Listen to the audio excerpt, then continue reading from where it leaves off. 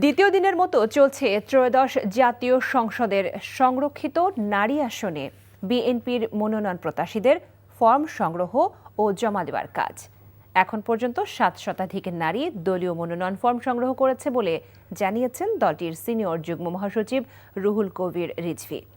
বলেন, মনোনয়ন দেওয়ার ক্ষেত্রে বিগত দিনের আন্দোলন সংগ্রামে সম্পৃক্ত ও সংসদে কথা বলার মতো দক্ষ নেতৃত্বই বেছে নেওয়া হবে। ইফতেখার রেজার রিপোর্ট। বিএনপির নয়াপল্টনের কেন্দ্রীয় কার্যালয়ে সকাল 10টা থেকে দ্বিতীয় দিনের মতো ত্রয়োদশ সংসদের সংরক্ষিত নারী আসনের মনোনয়ন বিক্রি শুরু হয়। আগামীকালও মনোনয়ন ফর্ম সংগ্রহ করা যাবে। দলীয় মনোনয়ন সংগ্রহ করতে দেশের দূরদূরান্ত থেকে এসেছেন বিএনপির বিভিন্ন পর্যায়ে নারী নেত্রীরা। এমপি প্রত্যাশীদের উপস্থিতিতে উৎসবের আমেজ বিরাজ করছে দলটির কেন্দ্রীয় কার্যালয়ে। নারী নেত্রীদের আশা, বিগত প্রায় 1.5 যুগের গ্রেফতার, নির্যাতন, নিপীড়নের শিকার ও আন্দোলনে ভূমিকা রেখেছেন এমন নেতাকে বিবেচনা করবে দল। আমি 18 সালে নির্বাচন করেছি অনেক বিপর্যয় একটা পরিস্থিতির মধ্যে, তারপরেও আমি পিছপা হইনি। সেই সময়টা খুবই বিপদসংকুল ছিল।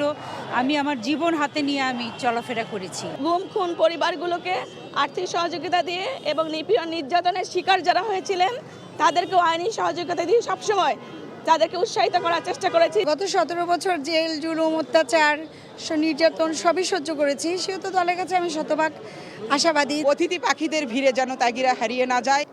দল থেকে মনোনয়ন পেলে কি কাজ করবেন সে বিষয়ে প্রতিশ্রুতি দেন বিএনপির নারী নেত্রীরা।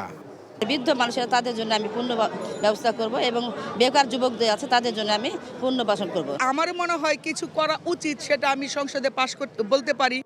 এ বিষয়ে বিএনপির সিনিয়র যুগ্ম মহাসচিব রুহুল কবির রিজভী যোগ্য ত্যাগী নেতাকর্মীদের অগ্রাধিকার দেওয়ার কথা জানান।